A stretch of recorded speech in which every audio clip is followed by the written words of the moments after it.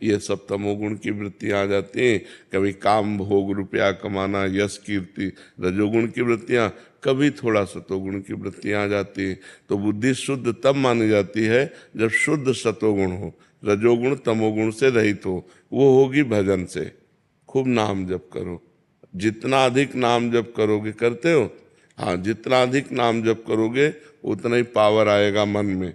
हम गलत आचरण भूल करना, अगर थोड़ी भी गलती हो जाएगी तो असह्य पश्चाताप होगा कि यार मेरे से क्यों हो गई, तो बड़ी गलती फिर हो ही नहीं सकती। जी। कपिल जी, रोहतक, हरियाणा से। श्री हरिवंश महाराज जी, प्रेम में भक्ति होनी चाहिए या भक्ति में प्रेम? भक्ति से प्रेम होता है, भक्ति से प्रेम होता है। भक्ति ही सर्वांग जब भगवान की जाती, 64 प्रकार के भगवान की भक्ति के अंग वर्णन किए गए हैं, शास्त्रों में लिखे हुए हैं। 9 प्रकार की भक्ति की जाए, 64 अंगों से युक्त हो, तब उसमें प्रेम प्रकाशित होता है। तो जो हमारा श्रवणम कीर्तनम स्मरणम विष्णुपाद सेवनम अर्चनम वंदनम सख्य दास्य आत्मनिवेदनम, भगवान की 9 भक्ति की जाए तो इससे हमारे अंदर भगवान की 10धा प्रेम लक्षणा भक्ति जागृत होती है। भक्ति साधन भी है और भक्ति साध्य भी है। साधन भक्ति साधन है और साध्य भक्ति प्रेम है।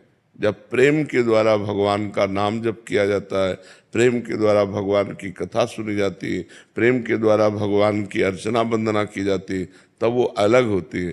पहले प्रेम प्राप्ति के लिए हमारी अर्चना वंदना नाम कीर्तन भजन साधन होता है। ये साधन भक्ति। किसका प्रश्न है?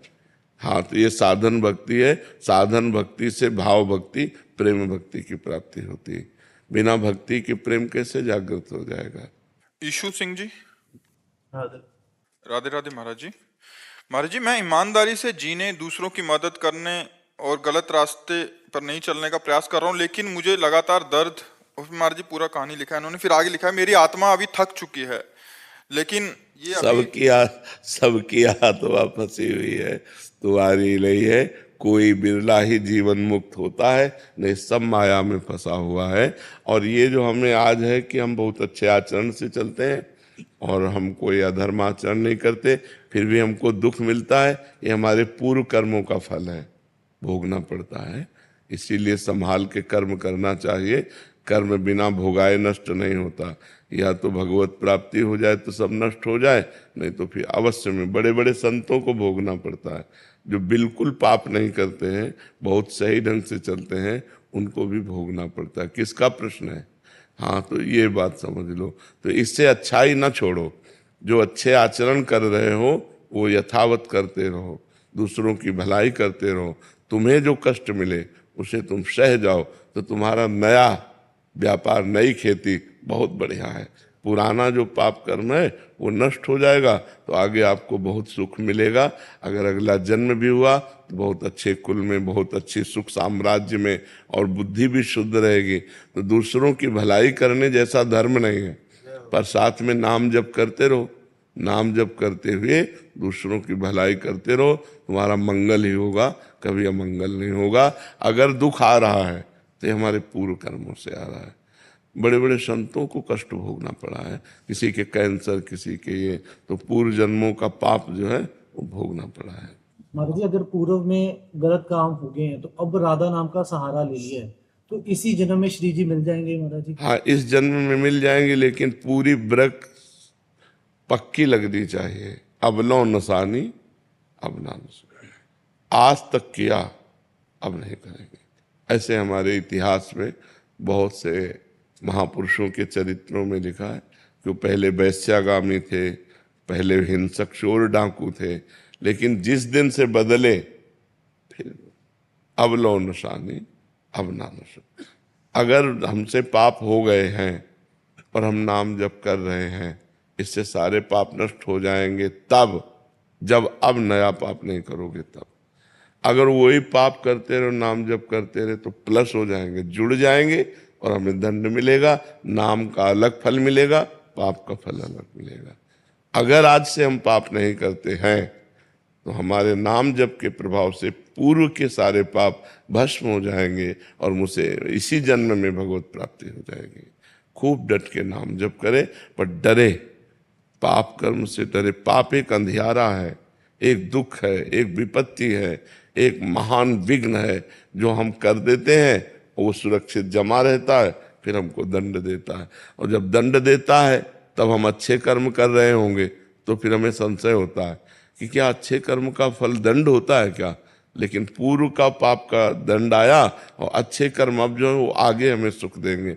जैसे गेहूं की फसल बो तो तुरंत थोड़ी काट लोगे कि एक मन गेहूं खेत में बिखेर दिया तो हम दूसरे दिन काट ले, नहीं, 6 महीना, 4 महीना, 5 महीना, 6 महीना में जब फसल आती तब उसी में वो 40 मन एकत्रित कर लेता है।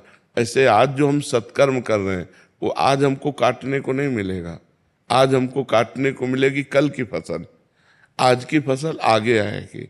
ऐसा धैर्य पूर्वक सत्कर्म करते रहना चाहिए। अधीश राज सहरावत जी मुंबई से। राधे राधे। राधे राधे महाराज जी। महाराज जी, जीवन में कई बार हम सही और गलत में अंतर जानने के बाद भी सही मार्ग का चयन नहीं कर पाते। ऐसे में भगवान से किस रूप में सहायता मांगे ताकि हमारी सही मार्ग पर चलने की इच्छा इतनी प्रबल हो जाए कि हम अपने आचरणों और आदतों को बदलाव ला सकें? नाम जप बारी मथे घत होए बरु, शिकताते बरु तेल, बिनु हरि भजन न भवतरिय, या सिद्धांत अपेल। ये अटल निश्चित सिद्धांत है कि आप शास्त्र पढ़ लो, तीर्थयाटन कर लो और भी अच्छे कर्म कर लो, लेकिन आपकी बुद्धि परम प्रवीण माया से नहीं बच पाएगी। उससे बचने का उपाय भजन है। जब तक भजन जिसके जीवन में नहीं होता तो ज्ञान की बातें करता है, आचरण गिरे हुए ही करता है, वृत्ति उसकी संसार में ही रहती है। और जब हम भजन करते हैं तो हमारी वृत्ति भगवान में रहती है, और जब भगवान का हमारा स्मरण निरंतर चलने लगता है तो बुद्धि इतनी परम प्रवीण हो जाती है कि माया की प्रवीणता को काट करके वो मुक्त हो जाती है। नहीं तो हम कहीं ना कहीं भोगों में फंसे हैं, कहीं किसी शरीरों की आसक्ति में फंसे हैं, कोई रुपए की, कोई नशे की, वह पूरे संसार को फंसाए हुए हैं। अगर बच सकता है, बारी मथे घत होए बरु, शिकताते बरु तेल। कह रहे हैं भले असंभव में संभव हो जाए। जैसे बालू पेलने से तेल असंभव है, लेकिन बोले शायद हो जाए। जैसे पानी मथने से घी असंभव है, पर कहते शायद ऐसा हो जाए। लेकिन बिना भजन के इस संसार से नहीं तर सकते। इसलिए भगवान का जो परम प्रिय नाम गुरुदेव ने दिया हो या जो अपने को प्रिय लगता हो, खूब नाम जप करें, नाम जप करें, और आचरण जो नहीं करने चाहिए उनसे बचने की चेष्टा करें। बचाएंगे तो भगवान करो सदा तिनके रखवारी, जिम बालक राखे महतारी। जैसे बच्चा गंदी चीज पकड़ना चाहता है, माँ दौड़ के बचा लेती है। ऐसे जो भगवान का भजन करते हैं तो भगवान दौड़ कर उसे बचा लेते हैं। कोई न कोई रूप धारण करके आते हैं, और जहाँ वो गलत करना चाहता है उसको बचा लेते हैं। भगवान कहते हैं करो सदा तिनके रखवारी। तिनके किनके? जो नाम जप करते हैं, जो भगवान को हृदय से पुकारते हैं पर असमर्थ हो रहे हैं, गंदी बातें उन्हें गिरा रहे हैं, तो जब वो भगवान को पुकारते हैं तो भगवान किसी न किसी रूप में आकर उनकी रक्षा कर लेते हैं और ऐसा बल देते हैं आगे से हमसे वो गलती ना हो। नहीं कोई भगवान को प्राप्त ही न कर पावे, इतनी प्रबल माया है। अगर भगवान कृपा न करें तो कोई भगवान को प्राप्त ही न कर पावे, इतनी प्रबल माया। शिव बिरंचिका मोहई को है बपुरान। जब बड़े बड़े भगवत स्वरूपों को मोहित कर ले तो फिर और बेचारा कौन है संसार में। बहुत भगवान की प्रचंड माया है। लाख बार पता है ये गलत है, नहीं करना चाहिए, पर वो करता है। अपने को ज्ञानी समझता है। सब शास्त्रों का ज्ञान है, ये मतलब हम साधारण आदमी की बात नहीं कह रहे, शास्त्रों का ज्ञान है। धर्म से चलने की कोशिश करता है और जानता है गलत है, फिर भी कर बैठता है। इतनी प्रचंड माया है कि मान लो जो जानता नहीं तो भाई मेरे को पता नहीं था, गलती हो गई, लेकिन अपने को गलती करने के पहले अंदर आ रहा है ये गलत है। ऐसा नहीं करना चाहिए, बिल्कुल नहीं करना चाहिए। वो ये सब अंदर चलते हुए भी वो गलत ही चला जाएगा यदि उसके अंदर भजन नहीं है। और भजन बल है तो फिर नहीं, फिर तो ऐसे हो जाएगा।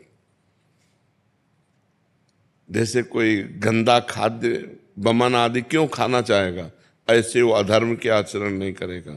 अधर्म के आचरणों से ऐसे बचेगा जिसके अंदर भजन चल रहा है, और भजन नहीं चल रहा तो फिर सब बेकार है। इसलिए खूब भजन करो, नाम जप करो, जो भगवान का नाम तुम्हें प्रिय हो, अधिक से अधिक संख्या में करो। चाहे वो आजकल काउंटर चले हैं, माला से, काउंटर से, पर सबसे अच्छी विधि है अंदर चलाना। और अंदर उसी का चलता है जिसका पहले अभ्यास हो जाए, और अंदर अंदर भजन होने लगे तो जीवन सार्थक हो गया। शांत बैठा है, कोई माला नहीं, अंदर अंदर भगवान का स्मरण था, पर ये अभ्यास से होता है। अभ्यास के लिए माला, काउंटर आदि की आवश्यकता होती। विविका धवानी जी। महाराज जी राधे राधे। महाराज जी, यदि शारीरिक पीड़ा भी कर्म फल है तो दीर्घ पीड़ा में आस्था और धैर्य कैसे बनाए रखें? नाम जप करते हुए जब हम भगवान का आश्रय लेते हैं तो हमें बल आता है। जैसे इससे ज्यादा दीर्घ पीड़ा क्या होगी, दोनों किडनी फेल हैं, डायलिसिस होता है। अब जब तक जिएंगे आखिरी श्वास तक ये पीड़ा हमको भोगनी पड़ेगी। तो दीर्घ पीड़ा है, लेकिन भगवान का भरोसा है और भगवान का नाम जप है, तो उससे हिम्मत आ जाती है। हम आप लोगों के सामने बैठ करके भगवत चर्चा कर पाते हैं। तो नाम जप से और भगवत आश्रय से, ये दो बातें होनी चाहिए। भगवत आश्रय और नाम जप, तो हर कष्ट सह सकते हो, क्योंकि प्रेम में कष्ट सहने का बल होता है। जब हम भगवान से प्रेम करते हैं तो हम शरीर के द्वारा जो भोगे जाने वाले कष्ट हैं उनसे हम ऊबते नहीं तो अभी हम डिप्रेशन में चले जाएं कि यार कब तक, मतलब बुखार हो, जुखाम हो, 2 दिन 4 दिन ठीक हो, और 20 वर्ष हो गए भोगते हुए, 20 वर्ष हो गए, दोनों किडनी खराब हुए, और वो डाउन पे डाउन होती चली जाती है। लेकिन हमें सही पूछो तो कोई परेशानी नहीं, बाहरी ये सब परेशानियां हैं, अंदर से बहुत प्रसन्न है, बहुत सुखी है, आनंदित है, तभी ये दिनचर्या चल पाती है। तो ये आनंदित होना, दुख में सुखी होना, बड़ा अच्छा लगना, ये भगवान के बल से है। तो बड़े से बड़े दुख को हम आनंद पूर्वक तब सह सकते हैं जब हमारा मन प्रभु से जुड़ा हो, प्रिया प्रीतम से जुड़ा हो। मन प्रियाजू के चरणों में है तो शरीर दुखी है तो उसको सह रहे हैं। अगर मन इसमें लग जाए तो घबराहट पैदा हो जाए। अब ये एक बार होना हो तो चलो हिम्मत कर ले, अतरे दिन रोज ये सब तो कितना बड़ा मतलब कष्ट का विषय है। लेकिन आपसे सच्ची कहते हैं, हर कष्ट आनंददायक होता है। जब डायलिसिस में कष्ट होता है और उस समय जब नाम चलता है तो नाम में आनंद आ रहा है, शरीर कष्ट में कोई परेशानी नहीं। अगर नाम ना हो, भगवान का आश्रय ना हो, तब तो रोज मरना है, रोज मरना है। जैसे हम भगवत आनंद में रहते हैं तो शरीर भी इतना बुरा असर नहीं पड़ता शरीर के ऊपर कि वो मुरझा जाए, वैसे एकदम आनंदित रहता है। तो ये कला हम सबको सिखाना चाहते हैं, क्योंकि मनुष्य जीवन में सुख और दुख दोनों का योग आता है। जब दुख आवे तो चित्त भगवान में रखो, बच जाओगे दुख से, निकल जाएगा दुख, बड़ी बड़ी समस्याएं नष्ट हो जाती हैं। अगर भगवान से चित्त नहीं जुड़ा, प्रभु से चित्त नहीं जुड़ा, तो हम संसार की समस्याओं में पिस जाएंगे। तभी लोग डिप्रेशन में हो जाते हैं, परेशान हो जाते हैं। अगर भगवान में चित्त जुड़ा है तो डिप्रेशन नहीं आ सकता, हृदय आनंदित रहेगा कि यार हर समस्या भगवान समाधान कर सकते हैं। अगर वो हमें दुख भोगा रहे हैं तो कोई मंगल है, हमारे पापों का नाश हो रहा है, लेकिन है ना प्रभु, प्रभु हैं, इस बात से बड़ा आनंद रहता है। मेघा जी जयपुर से। राधे राधे। राधे राधे महाराज जी। महाराज जी, मेरा प्रश्न है कि मुझ जैसे जन जो शहर में रहते हैं जहाँ संत सेवा एवं उनका संग ना मिले, तो कैसे रसिक महापुरुषों की सेवा सुख पाए और जीवन का कल्याण हो जाए, उसके दुर्लभ संग। वैसे बहुत सुविधा है आजकल, तो YouTube से संतों का सत्संग सुन लो, और संतों की आज्ञा का पालन करना ही सबसे बड़ी सेवा है। आज्ञा समन सुसाहिब सेवा, रोटी दे देना, कपड़ा दे देना, या रुपया पैसा खान पान जो भी सामग्री है, ये खास सेवा नहीं है। जिससे संत प्रसन्न होते हैं वो सेवा है आज्ञा का पालन करना। तो जो संत सत्संग में कहते हैं वो अगर हम अपने जीवन में उतार लेते हैं तो हम संत सेवा कर लिए। संत आज्ञा शमन सुसाहिब सेवा, अपने साहब की आज्ञा का पालन करना ही सबसे बड़ी सेवा होती है। तो हम यदि संतों को भगवान का जन मानते हैं, भगवान मानते हैं या साक्षात परब्रह्म मानते हैं, तो उनकी यदि बात सुनते हैं और सुनकर मान लेते हैं तो दोनों काम हो जाते हैं। सत्संग भी मिल गया और साधु सेवा भी हो गई, हम उनकी आज्ञा का पालन करते हैं। तो चाहे जिस बड़े बड़े संतों के सब पावन प्रवचन आजकल सोशल मीडिया में है, सर्च करो और सुनो, तो संतों का संग तो घर बैठे मिल जाएगा। और सेवा उनकी आज्ञा का पालन कर रहे हैं, नाम जप कर रहे हैं, संत सेवा हो जाती है। अब जैसे एक आदमी हमको रोटी दे, हमको कपड़ा दे और हमारी आज्ञा का उल्लंघन करे तो हमको पाई भर नहीं जमेगा। और एक आदमी हमको कुछ नहीं देता लेकिन हमारी आज्ञा का पालन करता है, वो हमें सबसे प्यारा लगेगा। क्योंकि शरीर का पोषण, कपड़ा, वस्त्र, ये तो भगवान सबकी व्यवस्था की है, तुम्हें एक निमित्त बना दिया, तो जिससे प्रसन्नता हो वही सेवा। तो साधु सेवा का मतलब है उनकी आज्ञा का पालन करना। और साधु संग अगर हम मोबाइल पे भावना करें कि साक्षात सामने बैठे हैं, मान लो मोबाइल को रख के हम सुन रहे हैं, तो बिल्कुल वैसे ही फल मिलेगा जैसे आप सामने सुन रहे हो, ऐसे ही फल मिलेगा। कितने ऐसे लोग हैं, हजारों लोग जो हमसे अभी भी नहीं मिले लेकिन आचरण सुधर गए, आचरण सुधार लिए। तो मोबाइल से ही तो सुधरे ना, मोबाइल से सत्संग सुना और अपने आचरणों को सुधारा। बड़ी अच्छी, कई लोग ऐसे आते हैं कि मैं 2 वर्ष से आपको सुन रहा हूँ और फिर अपने आचरण बदल दिए, अब नाम जप कर रहा हूँ, आज मिलने को मिला। मतलब सुधार 2 वर्ष से शुरू हो गया और मिले आज आकर के। तो मोबाइल ने तो सुधार किया, मोबाइल से सुना, अपने आचरणों को सुधार किया। तो हमें लगता है मोबाइल आदि यंत्रों से सत्संग सुन ले और उनकी आज्ञा का पालन करें, यही साधु सेवा है और सबसे बड़ी यही सेवा है और इसी पे टिकना चाहिए। ज्यादा देखो, संत मिलना बड़ा मुश्किल है। छल कपट दंभ पाखंड इसका बड़ा विस्तार है। अगर कहीं आपको संत वेश में पाखंड मिल गया तो आपकी तो श्रद्धा चौपट हो जाएगी, नहीं चौपट हो जाएगी यार ऐसा। तो हमें लगता है वचन सुनकर आचरण में उतारना ये सबसे बढ़िया बात रहेगी। दूर से वचन सुना और कभी वृंदावन आए या कभी हरिद्वार कहीं तीर्थ यात्रा में गए, अपने पास 150 रुपये हैं तो किसी संत को अपना दे देते हैं, सेवा दे देते हैं, वस्त्र दे देते हैं, भोजन दे देते हैं। साल 2 साल 4 साल में कभी ऐसा, तो वो भी सेवा बन जाएगी जब कभी अवसर आवे। बका संतों को यही चाहिए कि आप उनकी आज्ञा का पालन करें और आप सुखी रहें, आप भजन करके आनंदित रहें। जी। काव्य पालीवाल जी उज्जैन से। श्री हरिवंश। महाराज जी, वेदों में अग्नि की अद्वितीय महिमा का वर्णन है। महाराज जी, दास के मन में जिज्ञासा है कि उस अग्नि को शरीर के अंदर किस प्रकार अनुभव किया जाए, कृपया मार्गदर्शन। भगवान सबके अहम वैश्वानरो भूत्वा देहिनाम प्राणिमाश्रिता, भगवान ने कहा नहीं मैं सबके अंदर वैश्वानर अग्नि के रूप में विराजमान हूँ।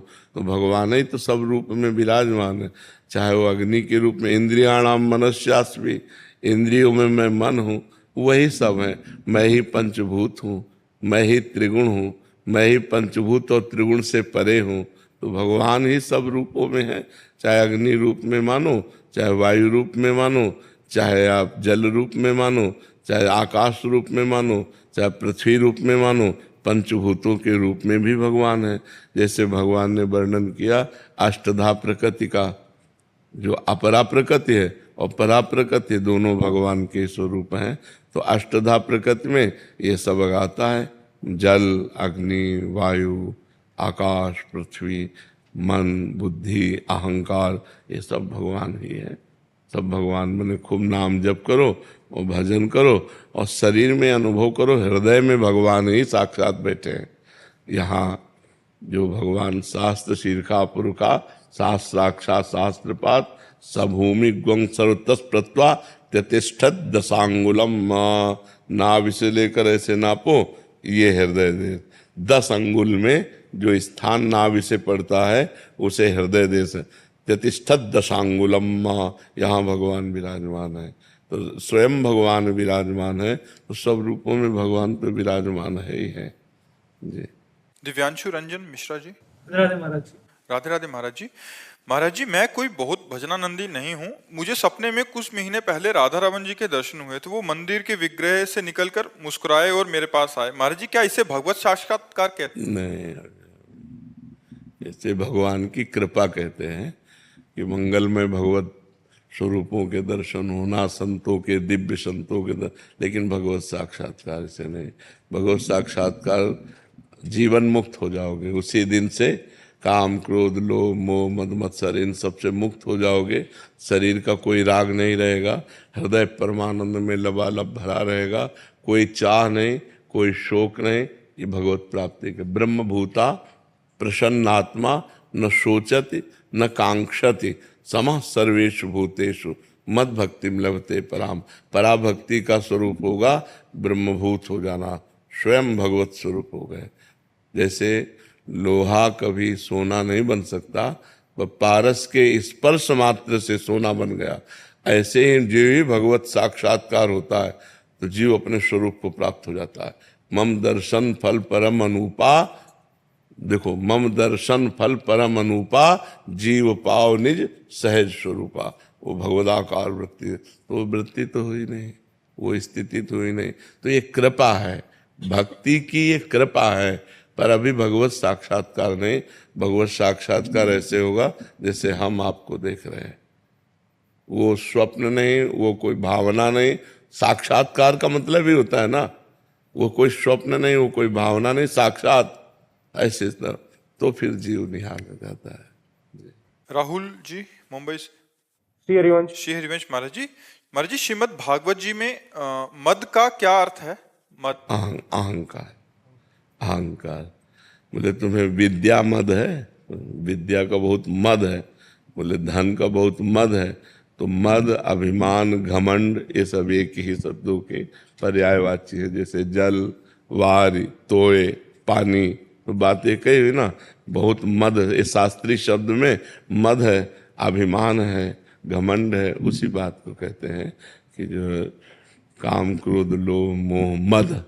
मद का मतलब अहंकार होता है। मत्सर, ये 6 दोष बताए गए। काम, क्रोध, लोभ, मोह, मद, मत्सर।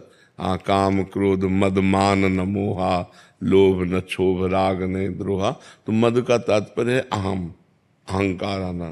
बोले बड़ा अभिमानी है। इसको शास्त्रीय भाषा में जब बोला इसे विद्या का मद है, इसे धन का मद है, मतलब धन का घमंड है, धन का अहंकार है। ऐसे मद शब्द का मतलब अहंकार से है। दर्शन जी अहमदाबाद से। राधा वल्लभ श्री श्री हरिवंश महाराज जी। महाराज जी, अगर साधक भगवत प्राप्ति के मार्ग पर चलना चाहता है और पत्नी भी उसकी सहायता कर रही है, तो क्या बच्चे करना जरूरी है महाराज जी?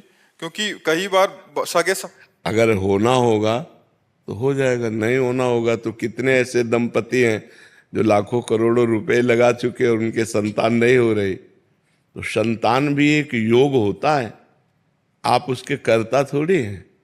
अगर आपके 4 संतानें होनी है तो होनी है, नहीं होनी है तो आप चाहे जितना डॉक्टर को दिखा लो, रुपया लगा के दवा ले लो, नहीं होने वाली। बहुत से ऐसे करोड़पति, अरबपति लोग हैं जिनके रुपया की कमी नहीं और डॉक्टरों के संबंध की कमी नहीं, लेकिन संतानें है ही नहीं, लाख उपाय कर लिया। तो हमें लगता है कि भगवान के विधान को मानना चाहिए।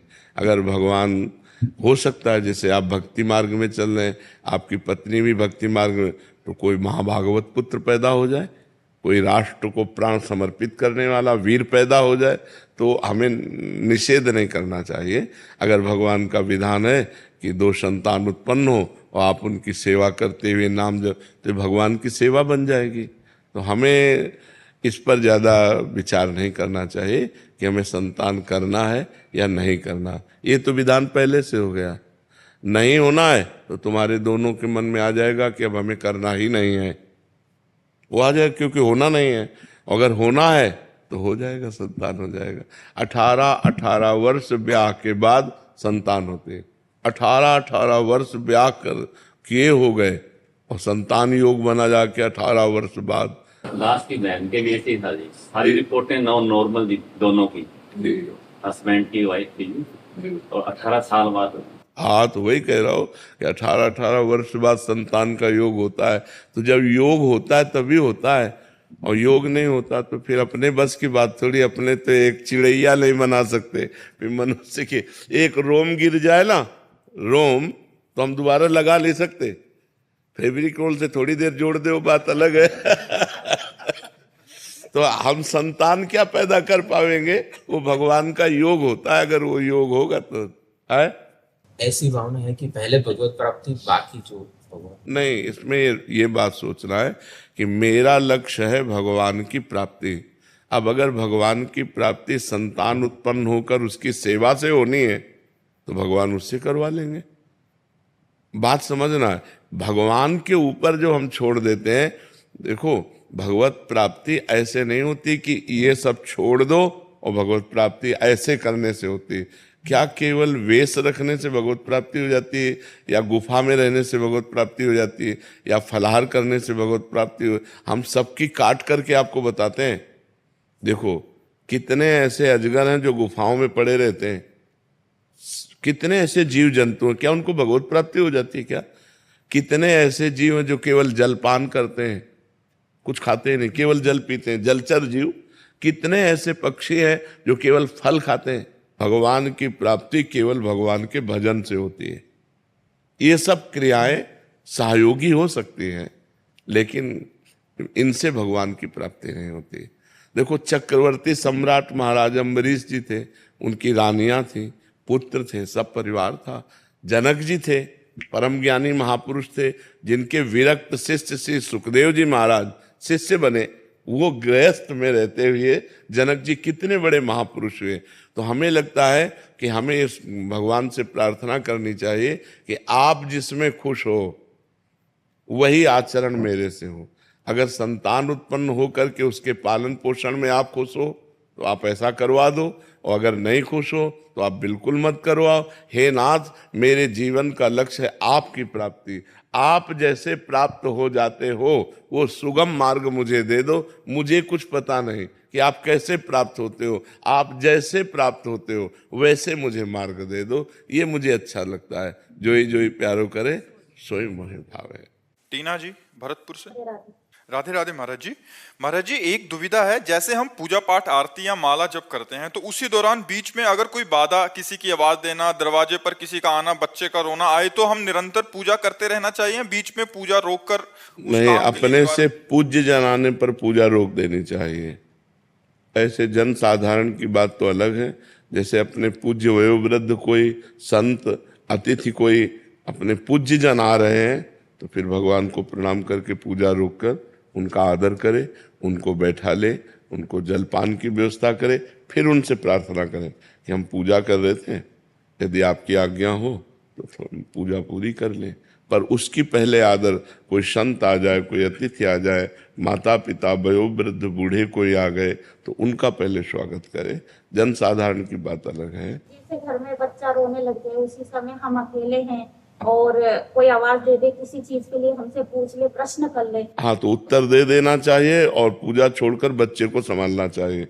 बच्चे में भगवान है, वो असंतुष्ट हो रहे हैं, यहाँ तो मूर्ति में भगवान है, वो तो चैतन्य भगवान है। तो चैतन्य भगवान को पहले दूध पिलाए, दुलार करे और फिर अपने भगवान की आकर पूजा करे। सही पूछो ना, जब ये भावनाएं बनने लगती है ना तो सब में हमारे भगवान है। उस समय कोई पूछ रहा है तुमसे तो भगवान ही पूछ रहे हैं, राधा, और उत्तर दे दिया, फिर राधा, फिर अपनी सेवा। भक्त का स्वभाव बड़ा सरल होता है। भक्त मंडन है, भक्त जो है सबका मंडन करता है। कहीं किसी का खंडन, कहीं किसी को दुख देना, कहीं किसी को उत्तेजित करना, उद्वेगित कर, ये भक्त के नहीं होते। हमारे भगवान तो हैं ही ना, वो कहीं चले थोड़ी जाएंगे।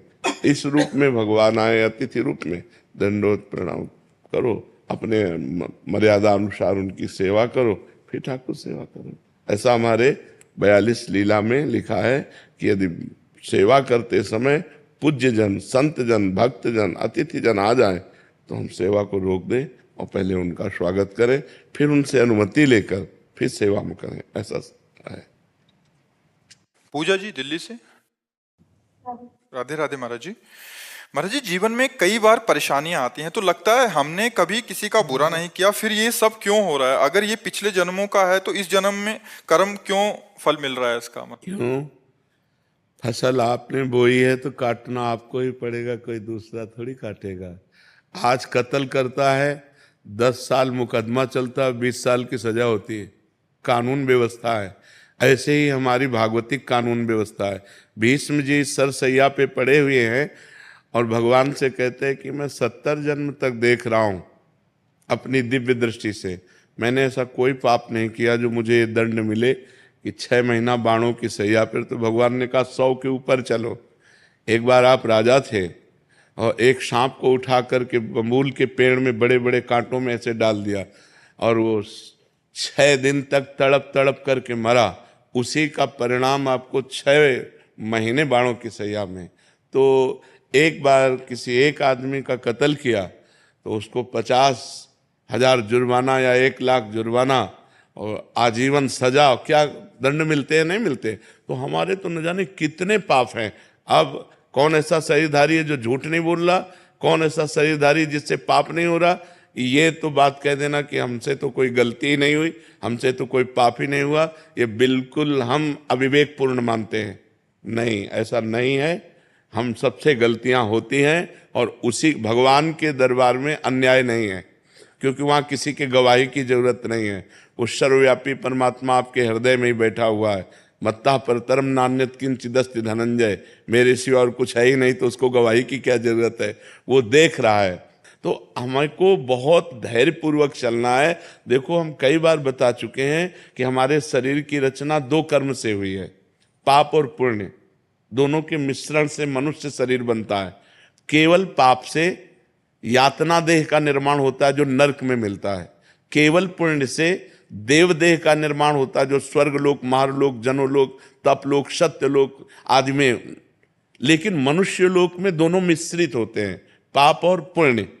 तो जिस अवस्था में जो हमें दुख मिलना है वो कर्म हमारे ऊपर लागू हो जाएगा। अगर पुण्य कर्म लागू है तो हमें सुखद अनुकूलता प्रशंसा मिलेगी, अगर पाप कर्म लागू है तो दुख प्रतिकूलता निंदा मिलेगी। वो हमारी वैसी बुद्धि हो जाएगी, जैसी हो भवतव्यता तैसी बने सहाय, आप ना आवे ताहि पे ताहि तहाँ ले जाए। अचानक आपसे ऐसी क्रिया बन जाएगी कि आपकी निंदा होगी, आपकी अवहेलना होगी। अचानक आपसे ऐसी क्रिया बन गई, दांव लग गया कि आपकी प्रशंसा होगी, आपकी जय जय हो जाएगी। वो पूर्व कर्मों का विधान चल रहा है। तो फिर मनुष्य जन्म में महानता क्या है? अब नवीन हमसे पाप ना होने पावे, अब नवीन कर्म हम ऐसे ऐसे समझ समझ के करें कि हमारी आगे की जो जन्म हो या आगे जो हमें मिले वो बहुत अच्छा ही हो, पाप कर्म नहीं होने चाहिए। अब हमसे गलती नहीं होनी चाहिए। अब लो नशानी अब ना सही हो। तो ये पक्की बात समझ लीजिए कि अपने कर्म को ही भोगना पड़ रहा है। इसमें बिल्कुल संशय न कीजिए कि मैंने तो पाप नहीं किया। किसने प्रश्न किया था? ईमानदारी से देखो सखी, वृंदावन में बैठी हो, ईमानदारी से जब से तुम्हें याद है तब से अब तक देखो, केवल इसी जन्म में क्या आपसे पाप नहीं हुई? क्या आपसे गलती नहीं हुई? आप विचार करके देखिए, हमसे पूर्व जन्म में कितनी गलतियां हो गई हैं। इतनी गलतियां हो गई कि भगवान ने कृपा करके मुझे मनुष्य शरीर दिया है, मेरे कर्म से मनुष्य शरीर नहीं मिला। कबहू का करी करुणा नर देहि, देत ईश बिन हेतु सनेहि। अब भी भगवान की कृपा देखो कि आप साधु समागम में बैठी हो, आप वृंदावन आई हो, संत समाज में बैठी हो। अब मोहि भाव भरोस हनुमंता, बिनु हरि कृपा मिले नहीं संता। तो भगवान तो आपको दुलार ही कर रहे हैं, भगवान तो आपको कृपा ही कर रहे हैं। पर अब हमने गलती की है तो वो भोग तो हमें भोगने पड़ेगा। और महाराज जी, इस जन्म का कब भोगना पड़ेगा? अगला। जब अभी जो वर्तमान में गलतियां, अगला। और ऐसा भी हो सकता है कि इसी जन्म में भी उसका दंड मिल जाए। भयानक अपराध, भयानक अपराध, जैसे आप संत द्रोह कर दो, संत निंदा कर दो, किसी संत को मार पीट दो, फिर आपको भयंकर आपको कष्ट। साधु अवज्ञा तुरंत भवानी, भक्तन निंदा अति बुरी भूल करे, जिनको के सुकृत बहुजन्म के छिन्न मिदाय को। तुरंत अकाल मृत्यु का विधान बन जाएगा, तुरंत अकाल मृत्यु का विधान बन जाएगा, तुरंत भयंकर कष्ट देने वाला योग लग जाएगा। महाराज ये भागवतिक विधान है, भागवतिक विधान है। 2 मिनट में किसी को मार दिया, इसके बाद आजीवन कारागार, और उसको ऊपर से बोले 1 लाख रुपया जुर्माना। तो ये जो हम भोगने आते हैं मृत्यु लोक में, जुर्माना भोगने आते हैं। मूल सजा तो नरक में मिलती है, ये जुर्माना यहाँ होता है, उसको भोगना होता है। तो जो हमें भोगने को मिला उसे मिल, आगे हम कोई पाप कर्म नहीं करेंगे, आगे हम अच्छा भजन करेंगे तो हमें अच्छा मिलेगा। महाराज जी लोग कहते हैं नरक तो किसने देखा है? अब कह दो कि किसने देखा, जब चोरी करोगे और जब तुम्हारे डंडा चलेंगे और जब जेल जाओगे तो अपने आप जान जाओगे कि जेल किसे कहते हैं। बोले किसने देखा है जेल? तो तस्मात् शास्त्रम प्रमाणम ते कार्याकार्यो व्यवस्थित हो, शास्त्र जो कह रहे हैं वो सत्य है, वो असत्य नहीं है। अब हम बहुत छोटे हैं, कूप मंडूक हैं, जैसे कुआं का मेढक है ना, एक समुद्र का मेढक गया तो कुआं के मेढक ने कहा कहां से आए? बोले समुद्र से। बोले तुम्हारा समुद्र कितना बड़ा है? इधर से इधर उछला कुआं का मेढक। बोले इतना बड़ा है? बोले नहीं। बोले इतना बड़ा है? बोले नहीं। बोले जिंदगी भर तू उछलता रहे तो भी तू समुद्र की था नहीं पा सकता। अनंत ब्रह्मांडों के रचयिता भगवान ने रचा है, स्वर्ग नरक पाप पुण्य उसका फल दोनों रचे और आपको छूट दे दी है, आप पाप कमा लो या पुण्य कमा लो। तो मनमानी आचरण करने में कोई तो मानता नहीं है, और जब परिणाम आता है तब भगवान को कोसता है। तो ये विधान भगवान का बनाया हुआ आपके कर्म के अनुसार है, आपने जो कर्म किया उसके अनुसार विधान बनाया हुआ है। को न काहू के सुख दुख कर दाता, निज कृत कर्म भोग सुन भ्राता। इसीलिए जो धर्मात्मा पुरुष होते हैं, शास्त्र को जानने वाले होते हैं, एक भी कदम गलत नहीं रखते। भाई मैं नहीं पाप कर्म नहीं करूंगा, तो मुझे मार डालो पाप कर्म नहीं करूंगा, चाहे जितना कष्ट दो मैं अधर्म नहीं करूं, क्योंकि जानते हैं कि अधर्म जो है ब्याज के ऊपर ब्याज लग करके ऐसा फलीभूत होगा कि हमारे पुरखा पानी पा जाएंगे भोगते भोगते। तो ये भगवान का गलती थोड़ी है कि यार एक को तो इतनी सुख सुविधा दे दी, एक को इतनी दुख दुविधा दे दी। नहीं, दोनों के कर्म हैं। उसने कर्म किया उस जगह पहुंच गया, उसने कर्म किया इस जगह पहुंच गया। एक बार राजसूय यज्ञ में एक चीटा एक दाना लेकर के चावल का, और एक टांग टूटी हुई थी, 3 टांगों से बड़ी मेहनत से चल रहा था। अर्जुन जी ने देखा, भगवान से कहा सर्वलोक महेश्वर श्री कृष्ण, क्या इस पर कभी कृपा नहीं होगी? ये बेचारा चीटा एक चावल के दाने को बड़ी मेहनत से ले जा रहा है। तो भगवान ने कहा तुम्हें पता नहीं मुझे पता है, ये 14 बार इंद्र बन चुका है। राजसूय यज्ञ का वो चीटा जो एक दाना चावल बड़ी मेहनत से ले जा रहा था, वो 14 बार इंद्र बन चुका है। महाराज नहुष इंद्र के पद में थे और व्यभिचार प्रवृत्ति से इंद्राणी के साथ भाव गलत किया तो तुरंत जो है अजगर की योनि में आ गए। कर्म तुरंत देखो ना, बड़े बड़े अधिकारी को सस्पेंड कर दिया जाता है। आप अपने कर्म जहां उत्तम किए तो आप चढ़ते चले जाएंगे। बुद्धिमान वही है जो सुख दुख को भोग कर भजन करते हुए नया पाप न करे और अपने जन्म को भगवान में समर्पित कर दे। यहां का यश कितने मिनट का? जब तक तुम्हारा शरीर छूटा कौन पूछता है यार? तुम चाहे जिस पद में हो और चाहे जितने बड़े यशस्वी हो, तुम्हारे मरने के बाद यहां जब भगवान का नाम नहीं ले रहे लोग तो तुम्हारा नाम कहां से लेंगे? और तुम्हारे साथ जाएगा क्या? यहां का बैंक बैलेंस, यहां की वाह, यहां की तुम्हारी पत्नी पुत्र परिवार। अरे जब देह नहीं जाएगा तो तुम्हारे साथ कुछ नहीं जाएगा। दुनिया में लाखों का मेला जुड़ा, हंसा जब उड़ा तो अकेला उड़ा। उसे अकेला भोगना पड़ता है, फिर नई योनियों में जाकर के दुर्गति भोगता है। इसलिए होश में रहो, जो पूर्व पाप का कर्म है उसे भोग लो हंसते हुए। आगे कोई पाप मत करो, नाम जप करो और अच्छे आचरण करते हुए विजय को प्राप्त हो। परमात्मा ने तुम्हें खेती दे दी और बीज दे दिया, अब बोते क्या हो ये तुम्हें देखना है। खेती दे दी भारत भूमि में मनुष्य शरीर, बीज दे दिया तुम्हारी बुद्धि। पाप कर्म बोते हो या पुण्य कर्म बोते हो? अब बम्बुल बोओगे, दाग छुआरा खाना चाहोगे तो बेकूफी होगी। गन्ना बोओगे तो गन्ना मिलेगा, बम्बुल बोओगे तो बम्बुल मिलेगा। अवश्य में भोक्तव्यम कृतम कर्म शुभाशुभम। या मनमानी आचरण करते हैं, इसके बाद भगवान को दोष देते हैं। नहीं भाई, बहुत संभल करके करो, फिर देखो आपको आनंद आता है कि नहीं। हम अंदर की तुम्हें बात कहते हैं, यदि तुमसे पाप कर्म ना हो तो आप देखो आप सुख में ही डूबते चले जाओगे। लेकिन मनमानी आचरण करते हो, पाप करते हो, जब उसका दंड आता तो भगवान को कोसते हो। भगवान एक सर्व समर्थ पिता है जो तुम्हें दे दिया, अब तुम उसका वर्ताव क्या करते हो अपनी श्वासों का, अपनी बुद्धि का, ये तुम देखो। अपनी श्वासें और बुद्धि गंदे कामों में लगाओगे, बोले सफाया करवा दिया, गर्भ गिरा दिया। अरे इतनी हमारे वैज्ञानिकों ने व्यवस्थाएं रखी है कि आप वहां तक पहुंचो ही मती। जब गर्भ आ गया है तो उसको नष्ट करो ही मती। वो भगवान का जीव अंश है, अब आप उसकी हत्या करोगे, उसका दंड मिलेगा कि नहीं मिलेगा? और जब दंड मिलेगा बोले हमने तो कोई पाप किया नहीं। पराये पुरुष से व्यभिचार करोगे, हमने कोई पाप नहीं किया। पराई स्त्री से व्यभिचार करोगे, हमने कोई, हमारा शास्त्र कह रहा है ये व्यभिचार है, ये पाप है। जिस स्त्री को स्वीकार करे आजीवन उसी पर ही अपने जीवन को निर्धारित रखे, किसी दूसरी स्त्री से सहवास न करे। एक स्त्री जिस पति को स्वीकार करे उसे भगवान मान करके आजीवन निर्वाह करे। ये हमारे भारत की पद्धति है। हमने कभी डिवोर्स नहीं सुना पीछे, ये अभी चला है, ये जो गर्लफ्रेंड बॉयफ्रेंड इन्हीं के बाद ये चला है। नहीं, हमने कभी डिवोर्स नहीं सुना। हम अपने बचपन में कभी ये नहीं सुना कि उनकी पत्नी ने उनको डिवोर्स दे दिया या उनके पति ने, कभी नहीं। आजीवन संबंध निर्वाह करना ये हमारे भारत की पद्धति है। भारत है, विदेश नहीं है कि आज इसके संग कल उसके संग, ये नहीं। यहाँ धर्म की मर्यादा है। ये परम पवित्र देश है जहाँ गंगा यमुना और रामकृष्ण के अवतार होते हैं, वो ये पवित्र देश है। तो ये हम कभी भगवान पर आरोप न लगाएं कि उन्होंने हमें दुख क्यों दिया, संकट क्यों दिया। ये हम आपसे प्रार्थना करते हैं कि आप ऐसा मत सोचिए। आपका ही किया हुआ कर्म परिणाम आपके सामने आता है।